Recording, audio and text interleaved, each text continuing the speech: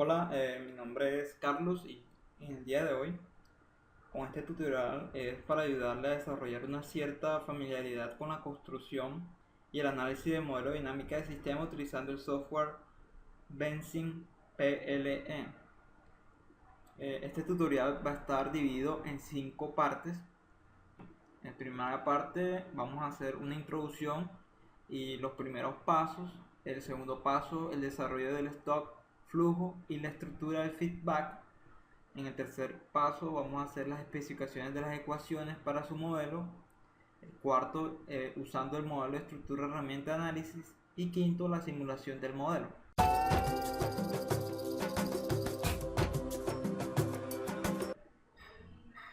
Abrimos Benzin PLE en su versión 6.3.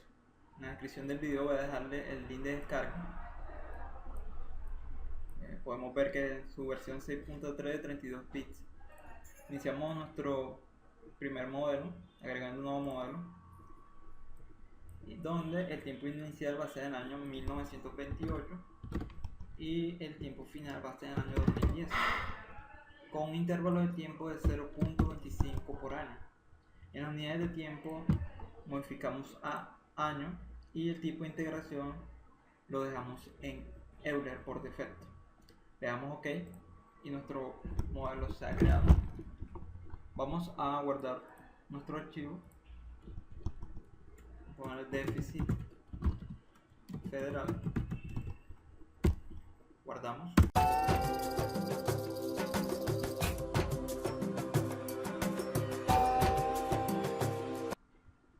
Agregaremos una variable de tipo caja que representará una acción de deuda pendiente federal para el modelo.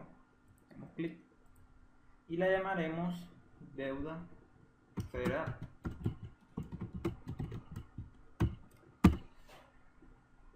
Es la primera variable del modelo y es la cantidad de dinero que constituye la deuda federal. Ahora agreguemos la entrada del stock de la deuda, que es un flujo, y la llamaremos déficit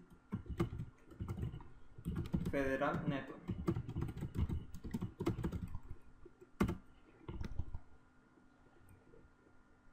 Luego agregaremos variables auxiliares, que son el ingresos del gobierno,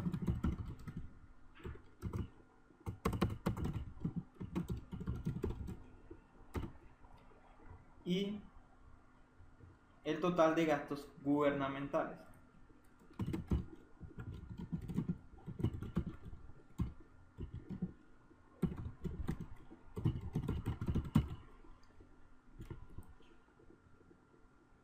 Procedemos a unirla con la herramienta al déficit federal y el total de gastos gubernamentales también al flujo.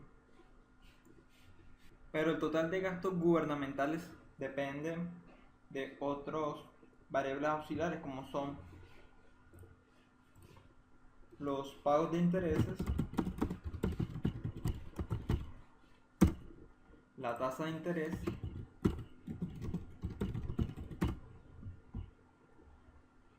otros gastos gubernamentales,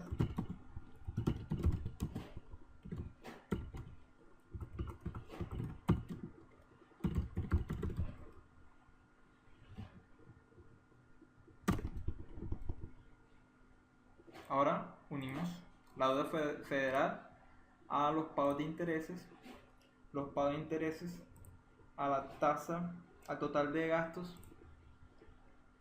y otros gastos del gobierno a la tasa.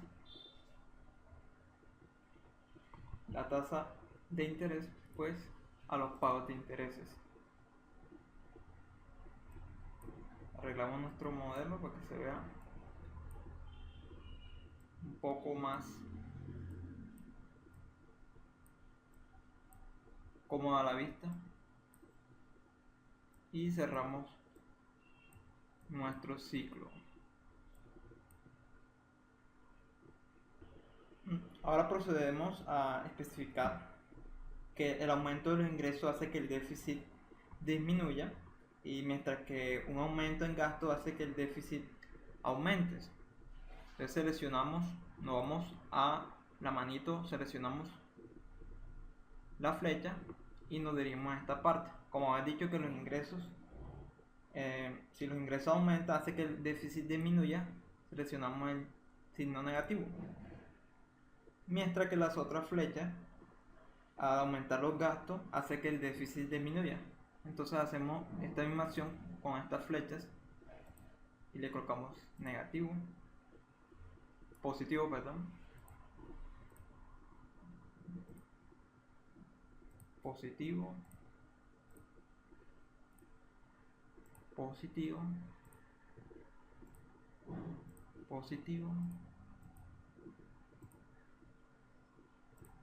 positivo. Por último, es posible que podamos etiquetar el circuito de retroalimentación positiva que acabamos de crear. Para eso vamos a agregar un comentario, seleccionamos esta opción, le colocamos en el centro y escribimos un P+, que va a significar que hay una retroalimentación positiva.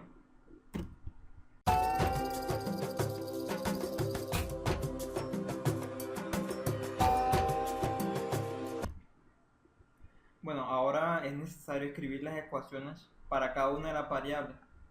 La formulación de la ecuación es un paso crítico para el proceso de construcción del modelo, y es una parte clave del proceso de desarrollo para una buena comprensión del problema.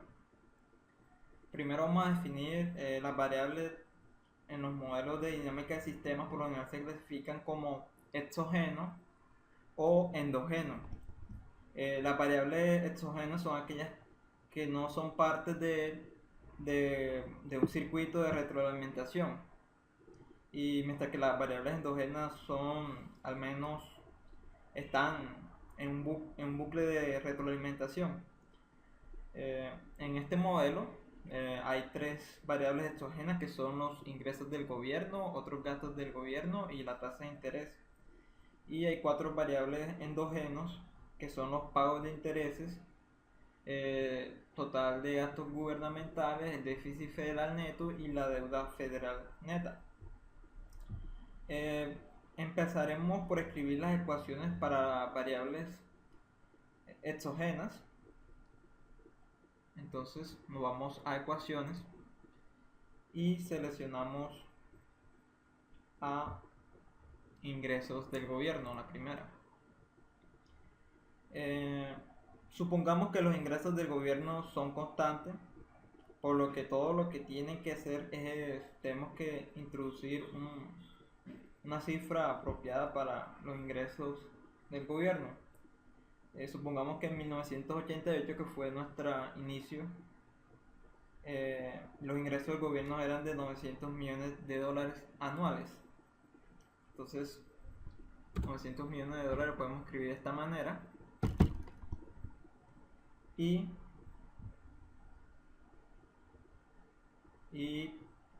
ahora ingresaremos pues la unidad con la que se va a medir esto. El ingreso es una variable de flujo, por lo que la unidad de medida apropiada para esta ecuación es dólares sobre una unidad de tiempo, que en principio la tomamos como años. Dólares sobre años. Por último, una descripción de esta ecuación, un comentario.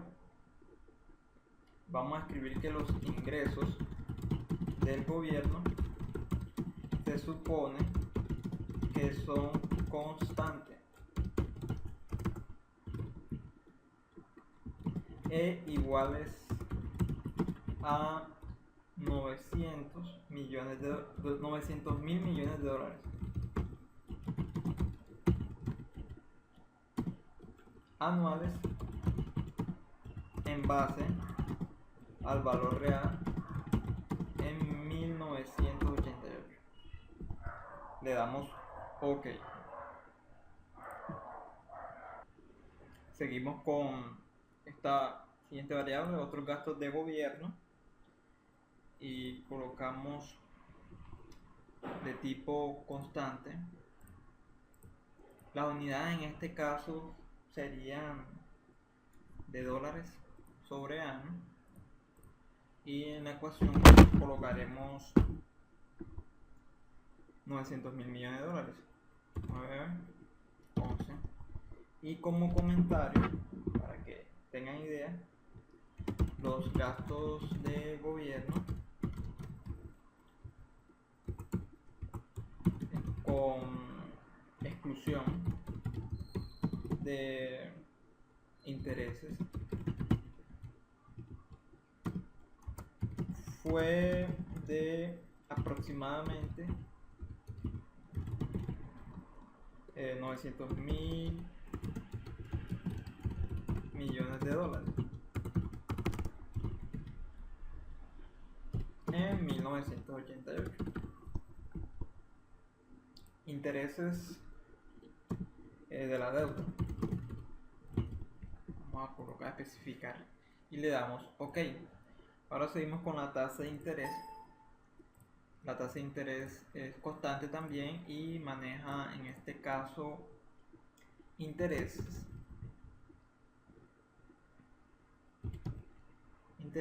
sobre años. En la ecuación escribiremos, como es constante también, 0.07, que representa el 7%. Por los comentarios, la tasa de interés que se paga sobre la deuda en 1988 fue del 7% anuales. Le damos OK. Seguimos con las variables endógenas, y la primera que vamos a modificar, a dar su ecuación, es la deuda federal. Aquí una acción o stock requiere que se especifique un elemento adicional de su formulación. Él por defecto toma de tipo level, y por defecto él toma el déficit federal neto, que es el flujo que alterna a la deuda federal. Es de tipo INTEC, que lo que se refiere es que la acción o stock en cualquier momento en el tiempo es igual a la suma de todas las entradas menos la suma de todos los flujos de salida más el valor inicial. Entonces vamos a tomar 2.5 billones de dólares, que representa de esta forma, y en las unidades en dólares. Bueno, ahora mismo nuestra ecuación nos quiere decir que la deuda federal es la acumulación del déficit federal neto desde 1988 añadida al valor inicial.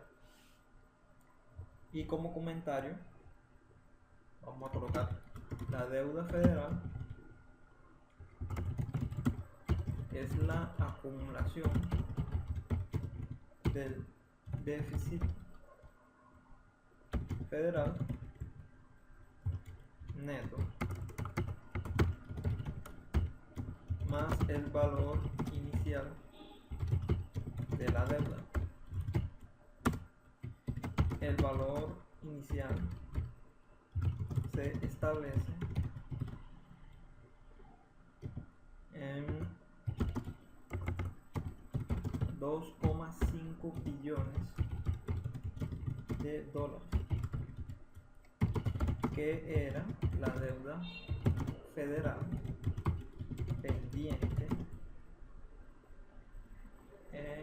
en 1988. Damos OK. Bueno, ahora viene la parte de pagos de intereses. Los pagos de intereses vendrían siendo igual a la deuda federal actual por la tasa de interés.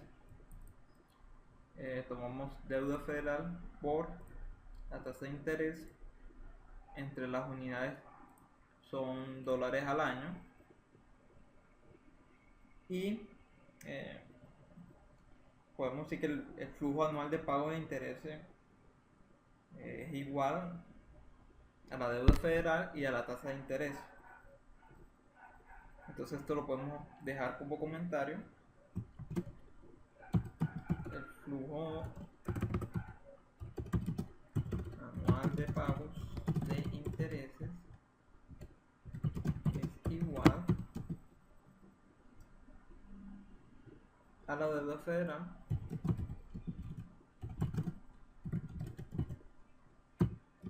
actual por el interés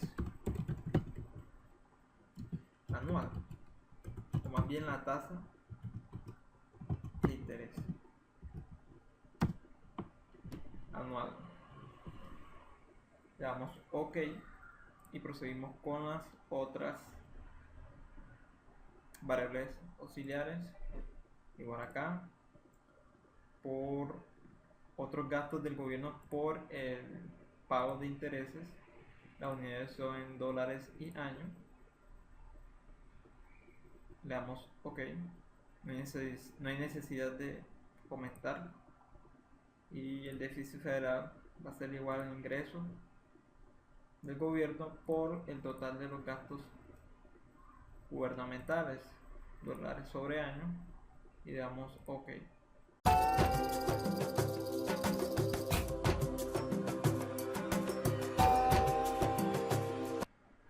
Casi nuestro modelo está terminado, solo hay que revisar un par de cosas para seguir la simulación. Una de las cosas que de pronto se nos pasó o se me pasó fue la tasa de interés. La tasa de interés pues no tiene unidades, entonces para que no se afecte en los pagos de intereses, que es la multiplicación de la deuda federal por la tasa de interés, las unidades que tomamos fueron dólares sobre año. Si le damos en el botón chequear unidades, nos dará una posible solución, pero en realidad no nos arreglará el problema. Como la deuda federal está en dólares y la tasa de interés está a intereses sobre años, entonces no hay una concordancia en los variables, en las unidades, perdón. Entonces vamos a cambiar las unidades de la tasa de interés a 1 sobre año. Le damos OK, le damos en chequear unidades y aquí abajito nos puede dar que las unidades están correctas. Igual podemos comprobar acá, unidades correctas, OK, unidades correctas, OK.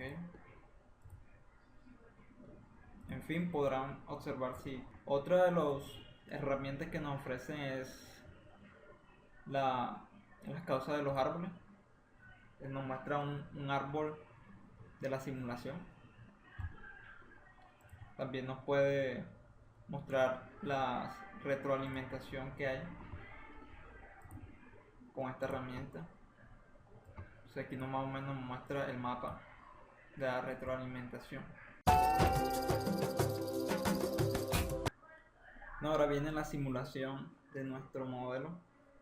Le damos en el botón simular, le damos que sí y nos vamos a estas 4 herramientas que nos dan, estas 5 herramientas para ver la deuda federal, que es la que realmente nos importa. Queremos ver la gráfica. Podemos ver que al año 2010 esta deuda incrementa de manera exponencial a partir del año 1990, generando grandes gastos para el gobierno. Una manera de verla más específica, pues tenemos la opción de las tablas. Aquí podemos observar que en el año 1928 entra con 2.5 billones de dólares y con el pasar del tiempo, al año 2010, llegaría a la cifra de los 8.3 trillones de dólares, si no estoy mal esa cifra. Una cifra muy alta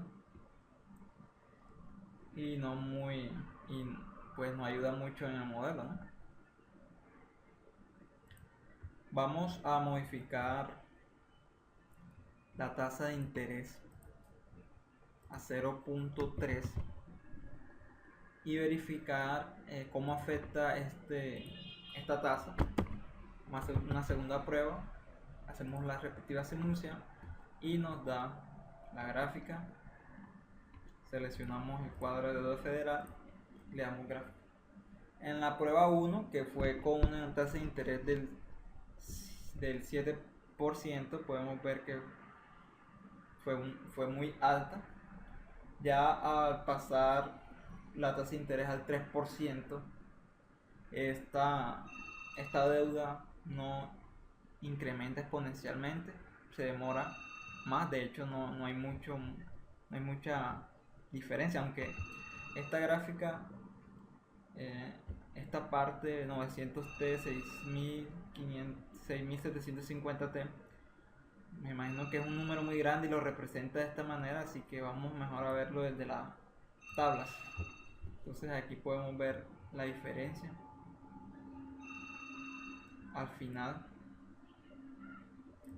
está con la prueba 1 llega a 8.3 por 10 a la 15 y con la prueba 2 llegaría a la 6.14. Entonces hay una gran diferencia y pues ahí podemos seguir manipulando los datos hasta conseguir un eficaz modelo para el mejoramiento de la deuda, el déficit, ya sea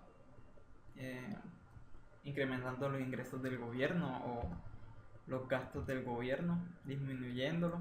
En fin, nos hemos llegado al final del tutorial, espero que les haya gustado y nos vemos en otra oportunidad.